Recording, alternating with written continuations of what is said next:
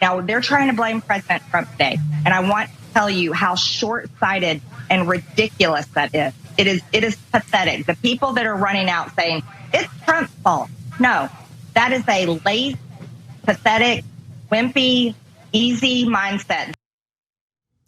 Marjorie Greene happens to be one of the few, if not only, Republicans who's providing cover for Donald Trump after many of the candidates that he endorsed went on to lose elections in the midterms. So why is Marjorie Greene so obsessed with providing cover for Trump, even when he fails so miserably? Well, we'll get to that in just a minute. But first, why don't we get to a little more of her highly intelligent argument on Steve Bannon's podcast. Here's why it's not Trump's fault.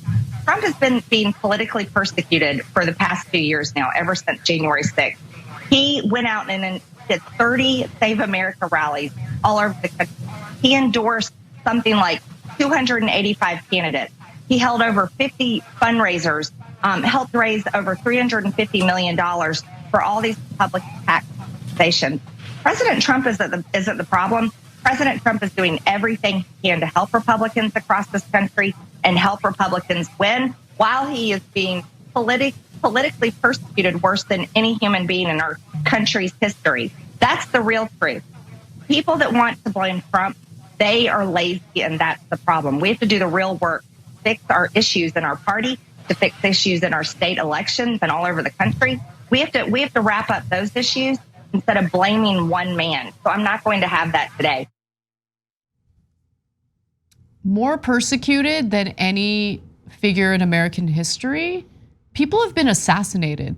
Yeah, I was gonna say, I'm pretty sure JFK was a little bit more persecuted than Donald Trump was. I mean, even fine, like if she doesn't care about Democrats, like, I mean, even Reagan got shot, survived it, but it was an assassination attempt. Like, really? Okay, I mean, she's insane.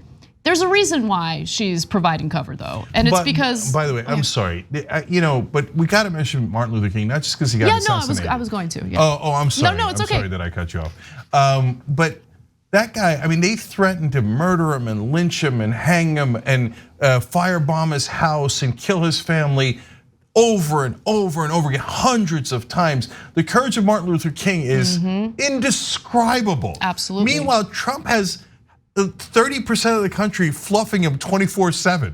Like, oh my God, you're so right. You didn't lose by 7 million votes. Oh my God, you're so right about everything. Totally. No, and the other thing about MLK is that his whole movement and what he was able to accomplish through that movement really emphasized nonviolence. Whereas Trump emphasizes violence to get what he wants. 100%. Okay, so I want to just quickly give you some of these key races where Trump failed miserably, because according to Axios, 37 of those candidates, out of the well over 200 candidates that Trump had endorsed, were in competitive races. Here's how it turned out. So if you see the orange represents the races where Trump-backed candidates won. The rest, the gray, for instance, are the candidates who lost, and the white, as of now, undecided, right? So Trump has not performed well, and pretty much every other Republican, whether we're talking about politicians or Republican conservative members of the media, all agree that Trump picked flawed candidates. He picked flawed candidates. You hear that over and over again. And even if he did do all the things that Marjorie Greene claimed Trump did, right? All the rallying and all the hard work to get these folks elected, it's demonstrably true that he didn't want to share any of the money that he had fundraised with these candidates. You know it. Even Ted Cruz called him out on that. Yeah, that's exactly what I was. Now you took the words out of my mouth. Good. Okay. Again, Cruz, like Santorum and like Ben Shapiro, is like peeking his head out going, is it okay to defend my wife now? Oh right? Can I say my dad's not a murderer? Is that acceptable now? Because he was like, he does have a lot of money and he didn't spend any of it, right? So Marjorie Taylor Greene's talking about, they raised money, probably because he did a rally in their state, right? But he didn't actually give any of his money to those candidates. And by the way, think about how politically dumb that is of Donald Trump. If you're gonna run in 2024 and you got DeSantis breathing down your neck, and you put your credibility on the line by saying, hey, I'm gonna back Bolduc and all these other candidates, and then you don't help them and you don't give them money so they could win, you leave them to die out there, and then they do die politically, and then it turns out you got nobody to back you except Marjorie Taylor Greene, then all of a sudden, whose fault is that? As usual, Donald Trump is not only hateful and all those things, he's deeply incompetent. Yes. That's his #1 problem. And that also happens to be the #1 problem for Marjorie Greene, which works out because there's been a lot of rumors going around about how Trump might choose her as his running mate in 2024. Oh yeah, that's exactly what this is about. That's the motivating factor behind Greene's comments in that interview. Journalist and author Robert Draper confirmed rumors that Greene could be Trump's running mate in 2024. The idea has been discussed since February of this year, and it's been discussed repeatedly. What Greene has above the other options, Draper says, is that she's been unflaggingly loyal to Trump throughout.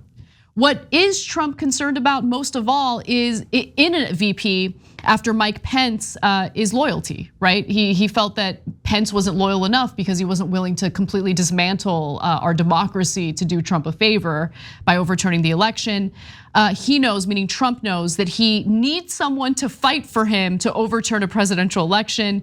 He has every reason to expect that Greene would be by his side and would be his proximate warrior. Yeah. But even Marjorie Greene, even though it seems like she's loyal to him to a fault, there's no such thing as being loyal enough for Trump. No way. So please pick her. Please pick her. No. There's one more scenario that's even better. So look, there's Team Trump, and whether they're picked as VP or not, this is really important to remember. If DeSantis wins, and they've already attacked DeSantis, which Marjorie Taylor Greene did. Now Gates hasn't, other people on Team Trump, as to my knowledge, Boebert hasn't, although is she relevant anymore? She's might have lost her election, it's not settled yet, which is awesome. So Team Trump keeps getting smaller and smaller, and that's why the other capos are now attacking the mob boss, Donald Trump, right? And that's usually how it works in a mob. If they sense that the leader is weak, the other guys jump in and try to end him, right? So that's what's happening. And then when Marjorie Taylor Greene sees that, she's already not only tied herself to Trump, but attacked DeSantis. So if DeSantis wins, she's a goner, she's not relevant anymore. Whereas if Trump wins, even if he doesn't pick her as VP, he doesn't pick Gates as VP or whoever, right? They still might be in the cabinet. They would be incredibly politically relevant. They would be part of the goons that take over the country. God, it's a day. Yes. Marjorie Greene, not sophisticated enough to keep that powder dry. No. Yep. By the way, I mean, she played it wrong. Like if Trump had gotten the upper hand in that election, then she would have played it right. Yeah. Because she stepped up and said, I'll be one of your capos that does your dirty work for you, right? Yeah. But since she already stepped up and DeSantis has the upper hand now, but guys, don't count the chickens before they hatch. You never know if Trump comes back. Last thing, if he does come back, he's not gonna pick Marjorie Taylor Greene. He's gonna pick Carrie Lake. 100%, I agree with you on that. 100%. Number one, Trump has 0% loyalty to anyone, okay? Chris Christie stuck his neck out and his gut out and every other part out for Donald Trump right from the get-go, okay? And he threw him under the bus. He barely fit, but he threw him under the bus, okay? At the first turn, Jeff Sessions threw him under the bus after he'd been 100% loyal, right? So no, he's gonna pick Carrie Lake, and based on what? Because she's prettier, guaranteed. Especially if she wins her race, which is still up in the air. Oh, I guarantee you Trump picks her over Marjorie Taylor Greene, guaranteed. Thanks for watching The Young Turks, really appreciate it. Another way to show support is through YouTube memberships. You'll get to interact with us more. There's live chat emojis, badges. You've got emojis of me, Anna, John, JR. So those are super fun. But you also get playback of our exclusive member-only shows and specials right after they air. So all of that, all you gotta do is click that join button right underneath the video. Thank you.